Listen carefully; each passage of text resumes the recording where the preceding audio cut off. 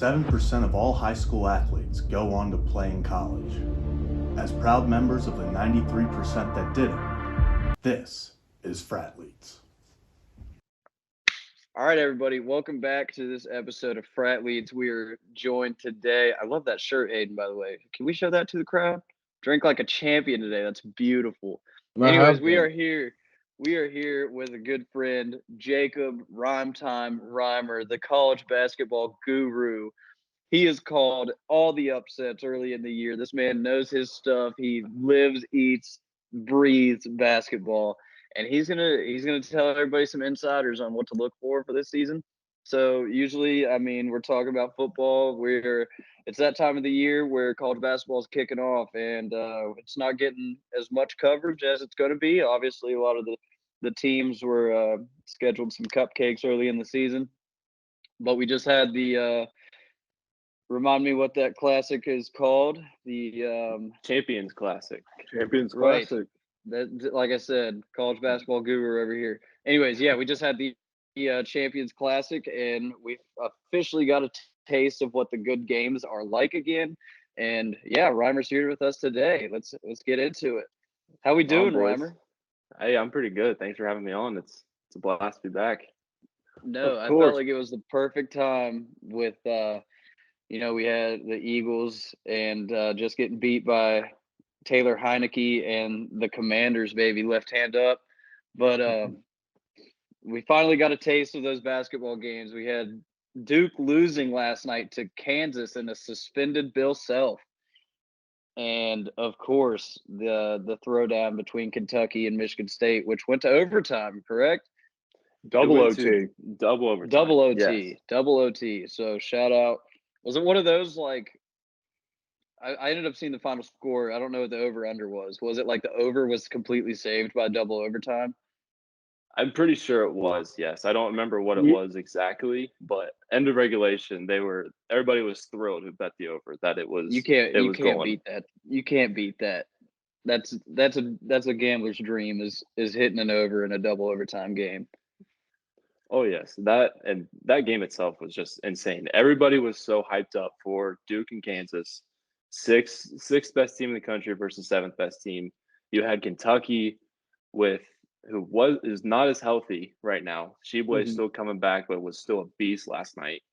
And there was a lot of questions around Michigan State on whether the Gonzaga game was a fluke or not, because it was on a ship. You got to worry about the wind, the depth perception, the lighting, everything, because it's outside. You're back in a gym. That's why I was liking Kentucky big time, because I didn't think we were going to get the same performance from Michigan State. And came out. What helped them a ton was Sheboy fouling out in overtime, because they didn't have to worry about him all of second overtime. He would have been a difference maker offensively and defensively.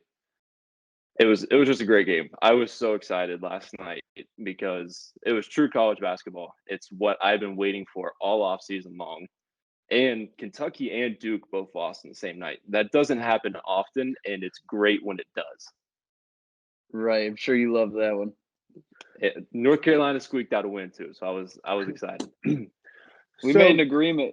Sorry, go ahead, Zach. Oh, I was going to say, so kind of sticking in the state of Kentucky, I know I've seen you tweeting a lot about Louisville and the atrocious start that's happening there. What are they? They're 0-3 now?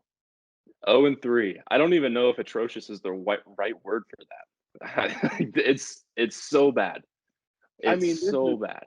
This is not all your 1 point losses. Louisville. If all three of their back losses to are by last one? year, all three losses right now are by one. And if you go back to last year, they've lost 4 straight games by 1 point. Their last game last year, they lost by 1. And so far this year, the 3 cupcakes, Bellarmine, shout out my guy Garrett Tipton, was just balling in that game. Had 21, was just giving them buckets. The guards could not contain him because he's got it growing up, because we played against him in middle school, and he would just take us down to the post. He took that to these Louisville guards and just bodied them, and just they couldn't stop him. Bread and butter, dude. He's so nice. State, he still is. Dude, he's such a baller. Hayden's from aren't you from the Pickerington area, like around there? I'm more from like the northern area, like Sunbury, Westerville, but I'm aware. He went to Hartley. Oh, did he really? Hartley. He graduated from Hartley, Bishop Hartley. Yeah, he probably was nice. illegally. Probably. Hey, dude, I want to talk about too, but that move that player did, like we got the rebound, and instead of launching in the air, he threw. Oh my gosh, dude, that is big brain. Genius. I mean, you could have maybe thrown it a little higher to like exactly let the time run off, because I mean there was still 0.3 left. You don't have time. You don't have to worry about it too much going the full length. I didn't know at first because I thought that Louisville got it then on their end, but I guess it's just when you throw it from out of bounds all the way to the other end out of bounds. And that was so genius. Bellarmine, they are like, that's just a smart like team in general. They played great basketball. Like there was a video going around of them that the ball didn't even touch the floor once, and they got a 3 out of it. Just moving it inside out around the post, unselfish. They're doing good things. I wish that they didn't have the ban right now where they could get to the NCAA tournament, because they definitely could win their conference and get there. That would be fun. Another thing I've been seeing on the internet, and I know you've commented about, a lot of people are saying UNC possibly frauds being number one. What are your thoughts? I mean, only a 6-point win versus Gardner Webb last night? 6-point win, and it honestly should have been like a 9, maybe a 10, because Gardner Webb hit some like ridiculous shots at the end. But still, I think it's fair to say you can push the panic button right now. They are the number 1 team in the country. They returned to everybody. The expectations were high. I think they're getting too much pressure right now. So I don't think you should say they're fraudulent right now.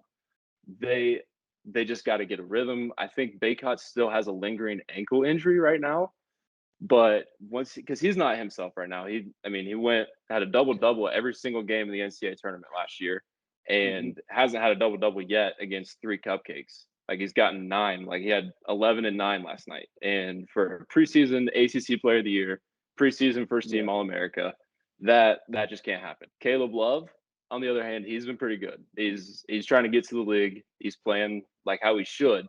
But this team will go if RJ Davis goes. I was just talking about it before. He had 30 against Baylor last year, and that's what saved them, kept their run alive last year. If he goes, Carolina goes. He is the heart and soul of this Carolina team. Arguably the best point guard in the country right now. He had 12 points, 10 rebounds last night. He can do it all, just controls the pace of the game.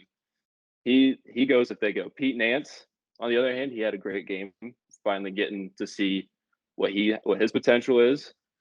But they're not playing to it right now. I think they got a lot of pressure. I don't know when that first loss will come. They're not going to go undefeated. I don't think they will. And when it happens, I'll be okay, because then they won't have all the pressure on them. Do you think it would almost help to drop a game or two in like a 2-week stretch, maybe fall back to like 8 or 9, take some of the pressure off? I think it would. I don't see any coming up right now. They got the PK 85 next week, and they're also not healthy. They got Puff Johnson coming back, Jalen Washington, who's a big coming off the bench. He's still coming back from an ACL injury, freshman. But I think if the first loss doesn't come in the PK 85, I think they'll either lose at Indiana or at Virginia Tech in that 2 games. They could lose both, honestly, because those are 2 very, very tough environments to play in. And it's like it wouldn't surprise me for how they're playing right now. They just got to find a rhythm. And when it comes, I think they'll find that rhythm. They'll be like, okay, we all came back here, put our egos aside. We came back here for one goal, win a national championship. And after that, they'll get it figured out and start rolling. I have a question. Is Luke May still playing? Because I feel like that man played for 15 years. Like he was 35 shooting corner threes. Unfortunately, he's not. We got Drake May. Drake May is the baller for Carolina's football team, quarterback who should be in New York for the Heisman ceremony. Is that his brother? But that's his brother, yeah. Oh, it makes so much sense. But they never leave. They're never out. And then there's a walk-on the basketball team, Bo May, and the jump shot is identical. They played in like their scrimmage. Early in the season, it's identical. He's a walk-on. I don't see him getting much minutes. I mean, Luke May wasn't. Is he a big man? I mean, he's Luke May's size. So yeah. They just copy and paste him. If I lose a game like an Oscar Sheepway type, that's one Sheepway. I can't fucking say his name. That guy. If I lose to him, that is a basketball player. If I lose off a Luke May 3, it's like a Pike just walked out off frat row, just hung over shit, popped a random 3, and then you're going home, bro. Like, that shit would piss me off so much. The fact there's more of them ruins my night, honestly. Do you think Luke May is up there on the Mount Rushmore with like Perry Ellis and like players that stayed at college way too long? Oh yes, yeah. It's like I want to know Ellis, who is. Luke Yeah, May. let me hear that. Let me hear your Mount Rushmore for players that were just in college way too long. I don't remember his name, but I want to bring up that white boy that we played from Wichita State, Marshall in the tourney. That man's had a divorced dad. Ron Baker. Ron Baker. That's an incredible name. That's a great pick. Like dude, they're like he's finally in the tournament. This is gonna be a great year. And then fucking Marshall smoked him first round. So continue with your Mount Rushmore. I just want to bring up that old looking man. Yeah, I got you. I think that's a good pick. He could be on there for sure. For sure. Perry Ellis is on there. Luke May. Perry Ellis is in like a whole other league. Yeah, he's in a different tier. Perry Ellis and then like everyone else. I got Kihei Clark on mine. He's at Virginia right now. I have no idea how, because he was on that national championship team in 2019, but I guess he was a freshman. And like I said it last year. He was like decent. Didn't he get minutes that year? Yeah, like he was their sixth man. He was like, because he had the pass to the dude that hit the shot that got Virginia to keep going. Diakite or whatever, that got him, that tied it and sent it to overtime. But yeah, he's been there forever. I watched a game against Carolina last year and I was like, dude, he is still there? Like what? COVID did a lot with that. What about a Ohio State throw Drew Timme? Drew Timme is a good one. Yeah. I keep thinking he's gonna get drafted, and like, he's actually back at Gonzaga, bro. That blows my mind. What about old boy for Ohio State that's got like 4 ACLs and like he transferred from Harvard in the COVID year? Seth Towns. I watched that boy ball in high school. It's a shame injuries riddled him because he could have been a Trey Burke. He is so fucking good. My senior year, my high school was the last seeded team, and Northland, where he went to school, was the first seeded team. Opening game, like opening drive, my buddy Seabrook is playing defense, and Seth Towns goes to he rose up and went to dunk on him, and my buddy Seabrook fouled the shit out of him. Like it was very aggressive. I think he almost like hit him in midair, but then like caught him so he landed safely. I was like, dude, sir, what were you doing? He's like, it's my last basketball game I'm ever gonna play. I'm not letting him punch on me, bro. Like, I'm not going out. I was like, all right, I love that. You know who's another you can throw up there is Rasheed Suleiman. He spent like 4 years at Duke and then transferred to Maryland and went on that run with them when they lost to Kansas the Sweet 16. Yeah. Yeah. Like he was around forever. Yeah, because he was in the like Kevin Ware, like because he played at Duke when the Kevin Ware injury happened. Yeah, he was like on really good. He was on the really good Duke teams, and then he like transferred for that one Maryland like really good year, and they were like number 2. Oh, we got to throw in all the Plumlee brothers, right? Like those dudes were at Duke forever. Dude, they look 40. They're freshmen. That's another Luke May family type situation right there. There was so many that came through. All the blue bloods have those though. Have you noticed that all the blue bloods have those like 4 white brothers that just like they're not white. They just put on for the city. You also Carolina. They also had the Zeller. They had Tyler Zeller. They almost got Cody Zeller, but he went to Indiana. But another very talented white big man. Dude, Cody Zeller was supposed to be disgusting. And I mean he was okay, wasn't he? But Tyler was better in college. Cody's still in the league. Yeah, I remember wasn't Cody like coming into Indiana though? Wasn't he supposed to be like the shit? Yeah, and that was the last time Indiana could say they were back. because they were like top 3 all the time. Yeah. Right. That team was disgusting with Victor Oladipo. Another one, Frank Kaminsky. Oh my gosh, yes. That's a great one. Yeah, Sam Decker too. You could throw him in that whole you could just throw in like I feel that like whole they're Wisconsin just like groups team. of the groups of like 3 teammates that always are there on these good teams for like 5 years, and you're like, can you just leave? Exactly. You can put Denzel Valentine from Michigan State. I just thought of him. Yes. Aaron Craft. Aaron Oh Craft my was there gosh, forever. yes. I don't know if he was there for a while or he just looked old, but Javon Carter from WVU and he was there all 4 years. Boys, both Elmore brothers were there at Marshall for like 6 years, dude. John, Dude, that's fact. Javon Carter looked like 35 playing in college. Dude, he's kind of on that Bucks tier now. with Perry Ellis. Isn't he nasty on the Bucks? Mm-hmm. He had like a 30 ball the other night. He gets good minutes. Like, yeah, like he's good. All right, Reimer. I got who is I know Michigan State is probably my answer for this, just based off early what I've seen so far this year. Who is an absolute sleeper that no one is talking about? You want ranked or unranked? Give me one of each. One of each. Okay. Oh, we're getting spicy. He asked me that. I want a mid-major not named Gonzaga. UAB. Okay, so then could I say Houston because they're considered they're considered mid-major. If their conference is a Division I football conference, they don't count. Okay, got you. I'll go with ranked right now first. I like Texas. I like Texas a lot. Marcus Carr, Tyrese Hunter. Are they back? They are back in basketball. They got Gonzaga tonight at home. Are they a basketball school? I might throw a lay on that. They are a basketball school right now. Chris Beard, he's got them back. That was the answer they needed was coach and good guard play, and they got that. What's the line? What's the line? Somebody tell me. Earlier, I thought it was like a half.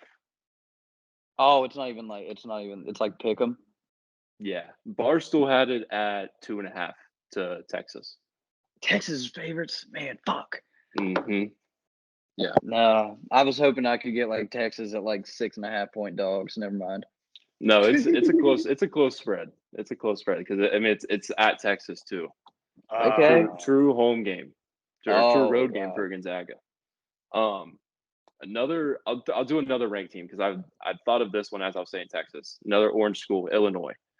I think that they're a very underrated team in the Big Ten. They got a lot of guys in the transfer portal. 2 from the Big 12, who's arguably the best conference in basketball. Terrence Shannon Jr., who's averaging 20 right now. Matthew Meyer, mullet man. He doesn't have it now though, so that he's only averaging like 5, so he needs to get the mullet back. They got a NBA type point guard in Sky Clark. Like this guy is quick in the open floor, looks for his teammates. I think Illinois, they could run the table, win the Big Ten, and at least get to the Sweet 16 this year. Yes, Cini. The Meyer kid from Baylor? Yeah. There was a lot of talks. Yeah, there was a lot of talks that he was coming to Carolina to fill the Brady Manick role. Do they still have that Cordello kid? No, he transferred to St. John's. What? Dude, he's disgusting. He's disgusting.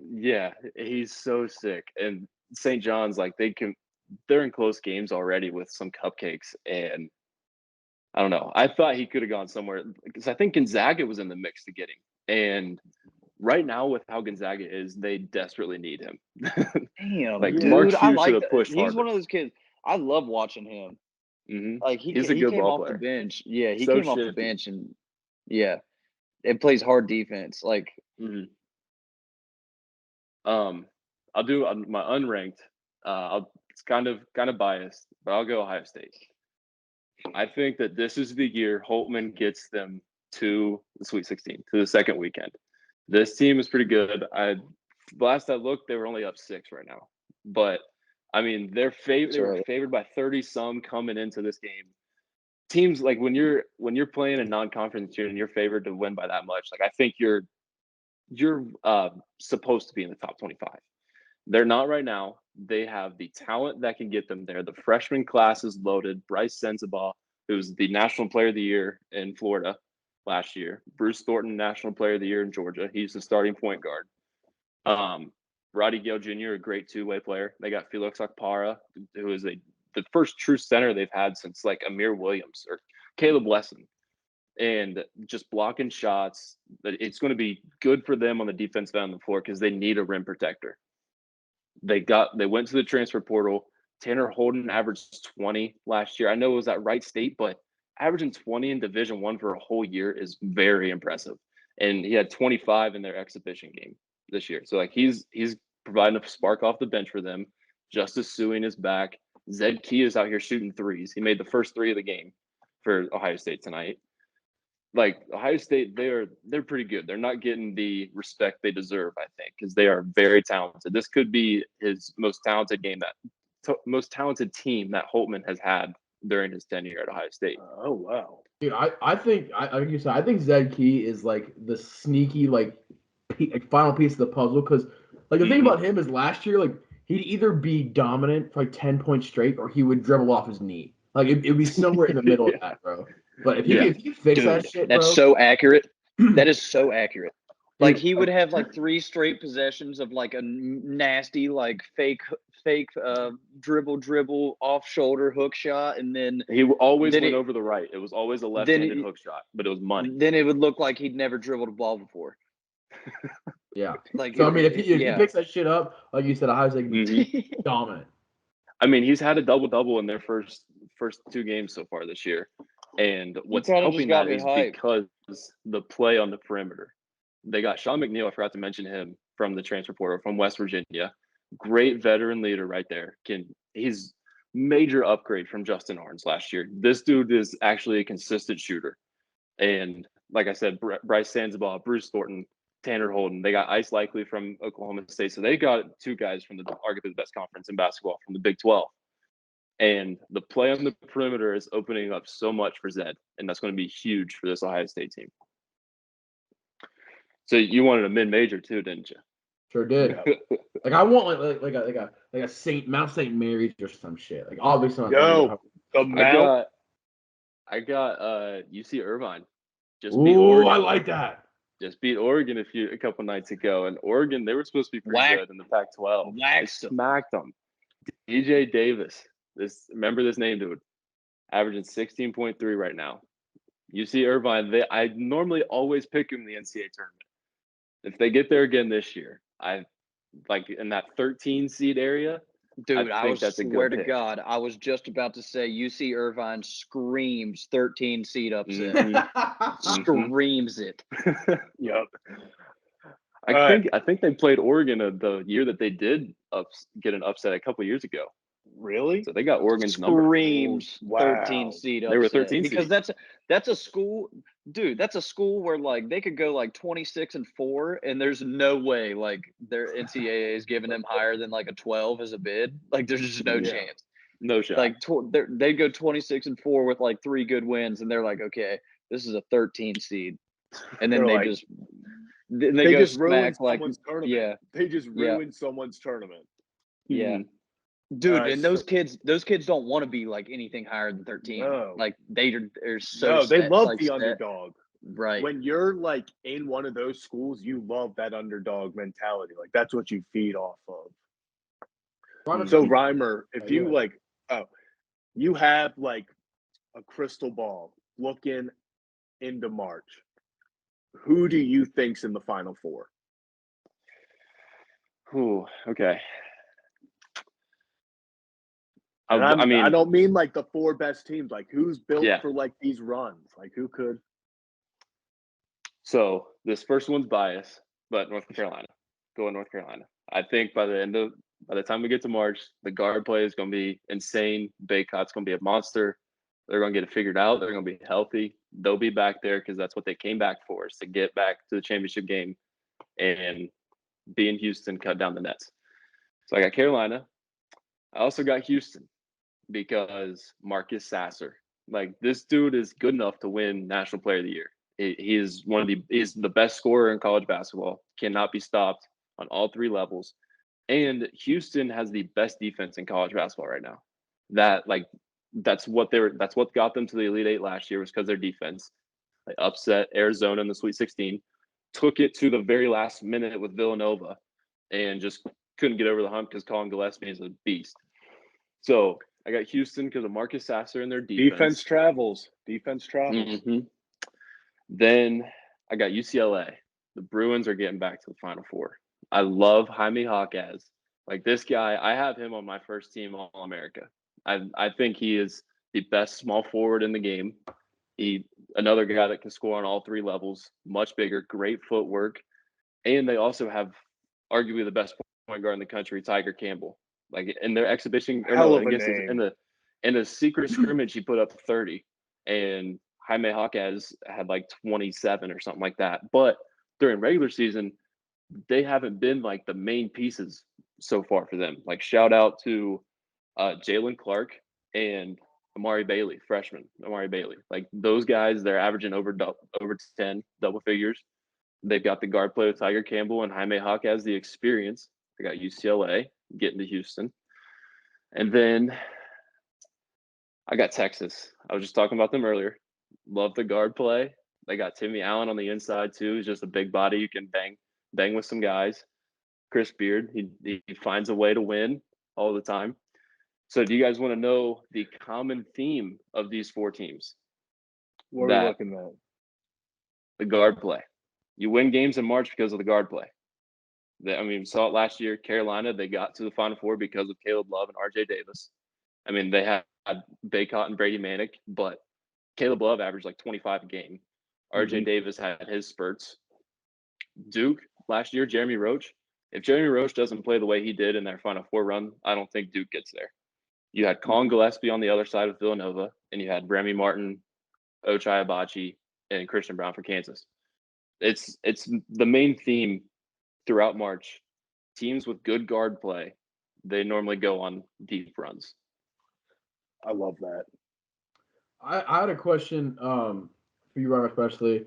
And this is a theory that I have, and I say that because it could just be the common understanding, and I have no idea. But my theory is a reason you're seeing a lot of these small teams, like here, what was the one that beat like TCU or something like that the other day? Was it like Louisiana or whatever? Like Louisiana. I think it was Northwestern State. Yeah, them.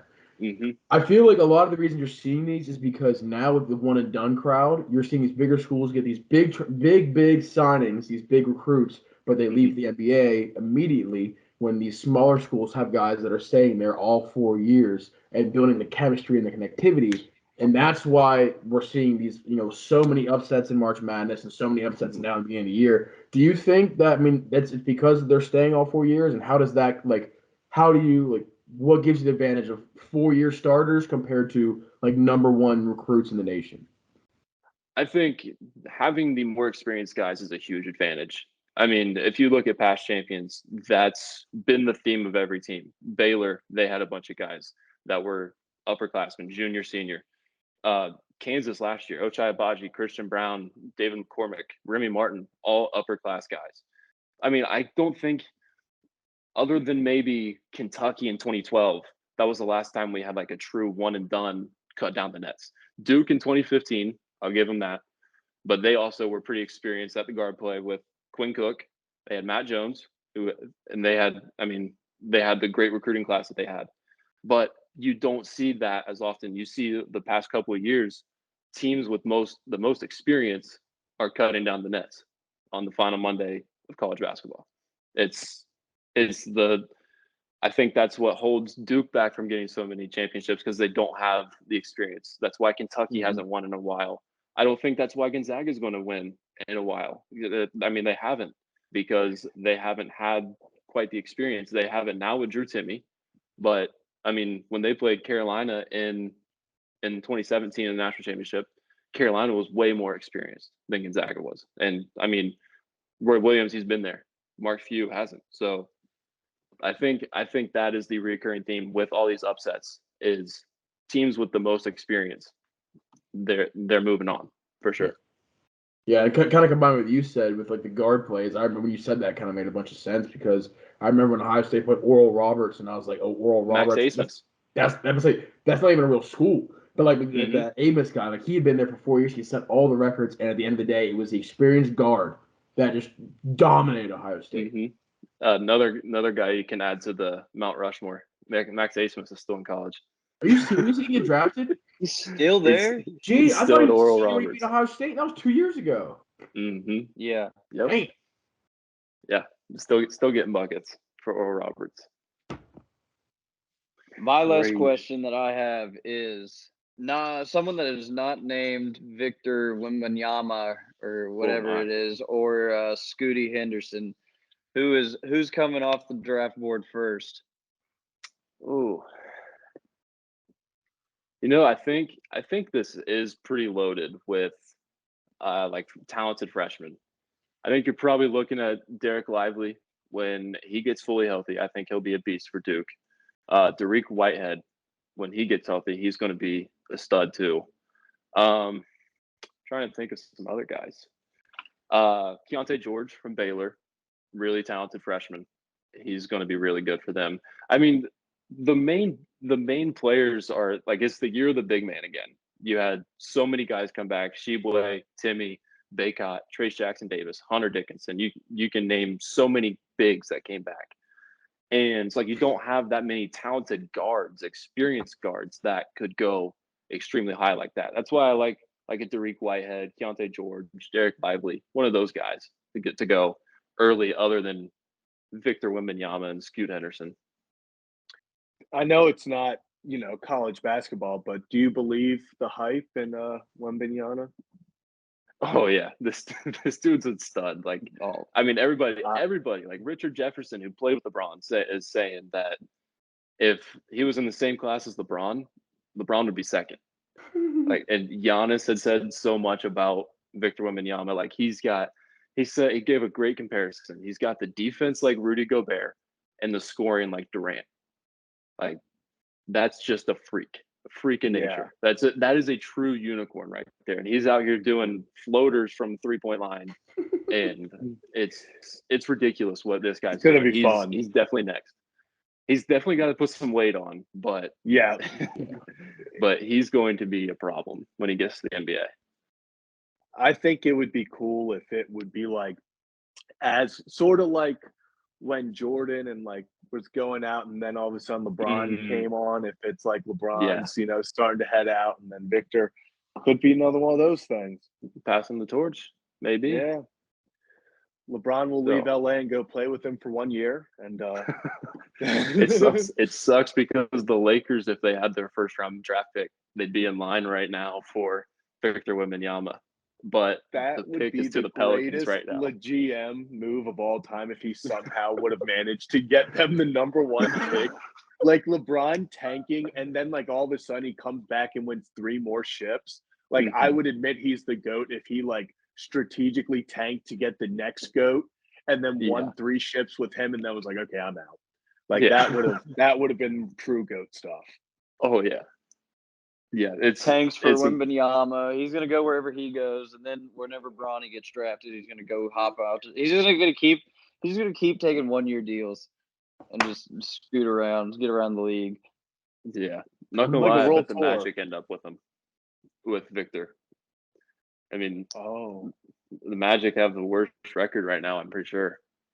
Dude, I'm imagining him with the Pelicans roster, dude. Oh my Lord, that'd be disgusting. Yeah, because I mean they have the Lakers first round pick, and so it'd be a top 3 pick, and the chances of what the lottery's been, it could be number 1. With Zion, CJ, Brandon Victor, like if Zion could just spot Victor like 40 pounds, I mean they are so back. I mean, chop it off. That would just make both of them unstoppable. I mean, it would just be incredible. That would be let him hang out with Zion for like 2 weeks. He's gonna come back. Like, what the fuck happened, man? What? Hey, man. You ever had gumbo? Wait till you try his gumbo. Wait till you try his gumbo. I have 2 quick final questions. Mm-hmm. One, Do you think Tavion Kinsey from Marshall has the highest vertical in college basketball, and will that transfer over to the NBA? And 2, where can you predict Bronny James to go? Okay.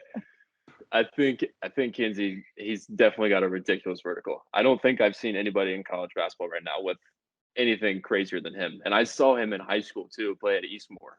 I knew that this dude was just going to be a freak because of his bounce. And I just went full LeBron statement right there. Oh my gosh. But yeah, I think it can translate to the league for sure. Because I mean, you look at the NBA, there's not true defensive players.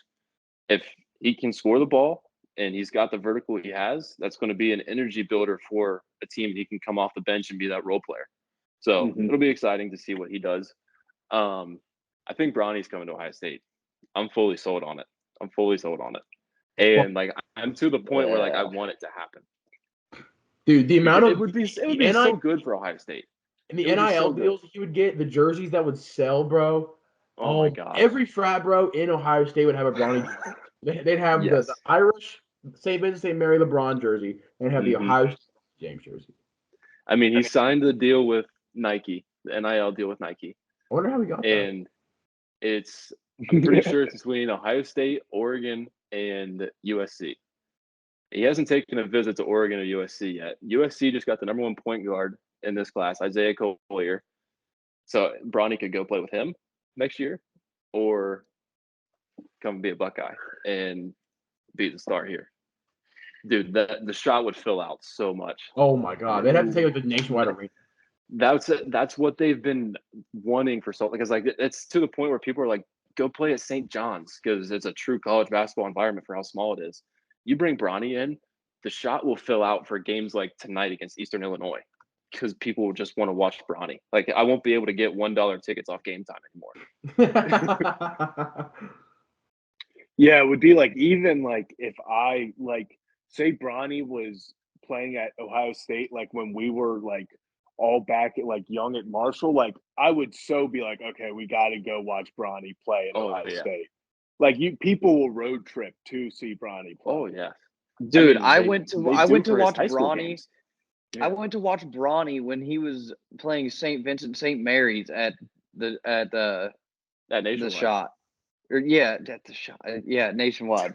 Because they were in town playing LeBron's old high school, and it was just, dude, that's such a cool story. Bronny went off that game too. Didn't Bronny win MVP? I'm pretty sure, yeah. Dude, it was so sick. Yeah, I remember I went there and I was, dude, no, I went with my buddy LeBron was there. Yeah, he was, and Dwayne Wade. I went with Bird, and I looked like 2 people down from our seats, and it was one of my high school teachers was sitting right beside us. We were hammered, we were stoned, to the bone, dude. We just looked down and we were like, I'm not gonna name drop, but we were like, yeah, what up, man? And he was like, no way. That's cool. That's awesome. No, Bronny to Ohio State. Okay, this is my last question. Who is winning the NBA Finals, and why is it the Cleveland Cavaliers? Oh my gosh, Cavs got a great chance. They have one of the best front courts in Jared Allen, Evan Mobley. They were probably the only front court that can contain with the Bucks, with Giannis and Brook Lopez. They have the guard play again, Darius Garland, Donovan Mitchell. I like it to be either them or the Bucks. Bucks at full strength. If Bucks aren't healthy, I'm going Celtics or Cavs. I think the Bucks are better without Chris Middleton. It's kind of crazy. Yeah, I think the Celtics are holding up the trophy in June. Cavs are 2-0 against the Celtics this year. I know. It's a cold take right now, but they do have the best record in the league right now. Also, that's the Eastern Conference Finals right there. It's Cavs and Celtics. I like the confidence. Dude. It's going to look so weird with no LeBron. I know. Yeah. I'm happy for that. I'm happy the Cavs are back without LeBron. Yeah. That is kind of cool. Rumor has it Reimer is a huge LeBron hater, but rumors were going around that he has a LeBron Heat jersey. I don't know what you're talking about. I don't know what you're talking about. Okay, that's it for me. I can stay for some last question, but I really need to take a shower, gentlemen. I am awesome. like I'm bad. It's bad. Awesome. Well, Reimer, thanks for joining us. As always, it's been a great time, and we'll definitely have to have you on before it gets into full swing, so we can get some more college hoops talk. Yeah, thanks for having me on, guys. This was really cool. Hey, your schedule. Love college basketball. Clear your schedule. Clear it for around March. We're gonna be going in. We're gonna be going in deep. We'll probably do like a mid-season breakdown. Probably like late December, early like mid-January when it starts like conference play starting up or something, and then maybe like when the seeds come out, or maybe I'll give you a full bracket breakdown. Okay, yeah, we can do that. That could be awesome. I like that. I like that. And I'm not gonna lie, boys, I'm telling you, trust Reimer in college basketball bets. This man, dude, no, there was. I swear to God, I said it was on opening night of college basketball. I said, Reimer, everyone plays a dog shit team tonight. Who's the dog shit team that's gonna cover? And he was like, Villanova is fucking frauds. He was like, they're not covering plus 16 and a half versus this team. LaSalle covered like the plus 16 and a half, and he was like, I tried to fucking tell you boys. It is facts, dude. And then he also said Gonzaga was frauds too. He also said Gonzaga was frauds and Michigan State. Gonzaga's losing tonight. They're losing to Texas. I like Are they covering? Are they covering the 2.5? No. Texas I'm going Texas. We're using this for graphic purposes to be accurate. Okay. I'm going Texas by 5. Okay. All right. I like it. That's like perfect for if they're up 3, like Gonzaga's so gonna foul and then they hit 2 free throws. It's gonna be close. I know that for sure. But what scares me with Gonzaga is their guard play. That's why they're not gonna go deep this year. Drew Timmy, get him some help, please. Get Drew Timmy fucking help. We're gonna write guard play on Reimer's headstone. Guard play. Awesome. Well, thanks again, Reimer. Hey, thank you guys for having me. We're doing this again soon. Peace out, boys.